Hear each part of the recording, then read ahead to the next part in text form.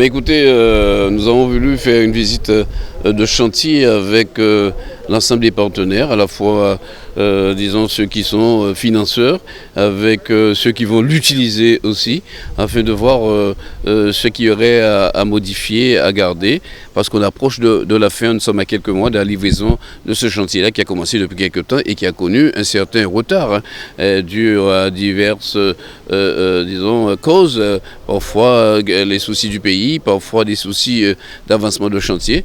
Et c'est la position de la ville, c'est avant qu'on arrive à l'achèvement même, qu'il y ait une visite, qu'on fasse le point, surtout avec les utilisateurs. C'est pour ça que nous étions aussi nombreux à visiter ce chantier-là ce matin. C'est une école, on rappelle, la ville est une ville qui a mis l'accent sur l'enseignement, l'éducation et surtout sur la sécurité des enfants.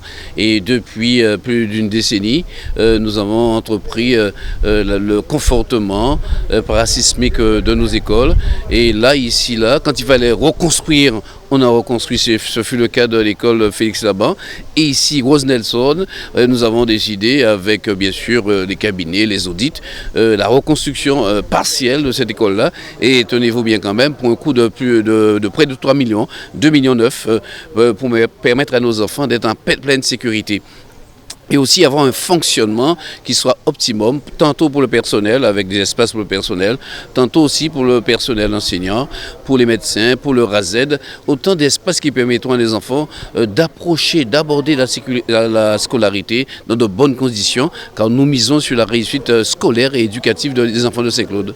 L'avancement du chantier, disons, sur des problèmes, des soucis techniques, disons une mise en œuvre aussi, on va dire, des entreprises qui est toujours un peu lente, et bien sûr le Covid avec les crises sociales, les difficultés, tout cela fait que nous avons pris du retard. Et maintenant, les entreprises mettent des bouchées doubles afin qu'on avance et qu'on puisse offrir dès la rentrée scolaire de l'an prochain, on va dire, cette école-là aux parents d'élèves qui attendent, et aux élèves aussi qui attendent, car il faut dire que pour construire cette école-là ici, il a fallu construire une école provisoire sur un site qui nous a été passé gracieusement par la région que nous remercions, et on a pu démolir, on a démoli pour reconstruire. Ce ne fut pas un chantier facile, on l'admet, mais on devrait voir avec l'ensemble des partenaires comment aller plus vite sur des constructions, surtout lorsqu'il s'agit de sécurité, et faire en sorte comment on peut aussi optimiser les coûts en Guadeloupe, d'autant plus qu'on va connaître un renchérissement des prix avec la crise en Ukraine et surtout les difficultés post-Covid. On va connaître ça, on connaît la tendance inflationniste sur l'ensemble du monde, la Guadeloupe ne va pas y échapper.